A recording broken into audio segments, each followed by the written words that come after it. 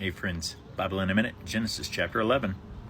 So in this chapter, it uses the phrase, the Lord came down and looked at the city and the people, what they were doing. And that phrase, the Lord came down, is used quite a bit. God came down in the cool of the day and walked with Adam and Eve. God came down and talked to Abraham face to face. God came down and talked to Moses face to face. God came down and was the fourth man in the fiery furnace with the Shadrach, Meshach, and Abednego. Over and over and over, you see these appearances of God in bodily form. And it uses that imagery that he's coming down in bodily form. And so those are called theophanies. The Father is spirit, the Holy Spirit is spirit, but Jesus is God in a body.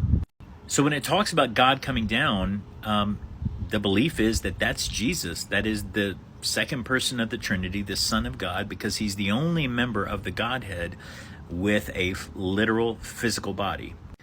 Some people think that Jesus didn't get a body until he was born, in the New Testament. But the reality is that the Bible is filled, the Old Testament is filled with instances where God comes down in a physical form, and Jesus is the only member of the Godhead with a physical form. This is incredibly important because a lot of times we think that Jesus just magically showed up one day, that God looked at Jesus and said, hey, now's a great time to be born, so go be born.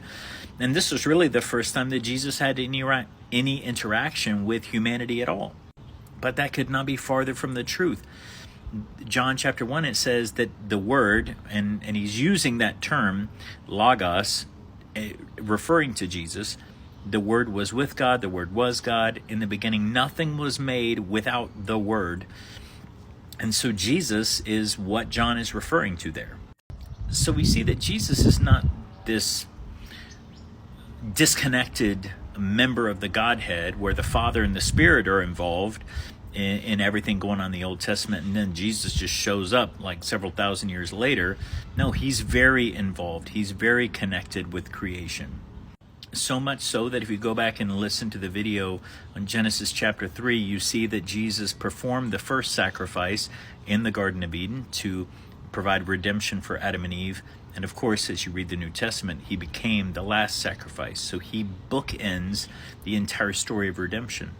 So don't have the opinion or the idea that Jesus just shows up, in the year 0 AD, like, and who's this guy? No, he had been involved throughout creation, making creation, as well as throughout the history of the nation of Israel, and even before they were a nation.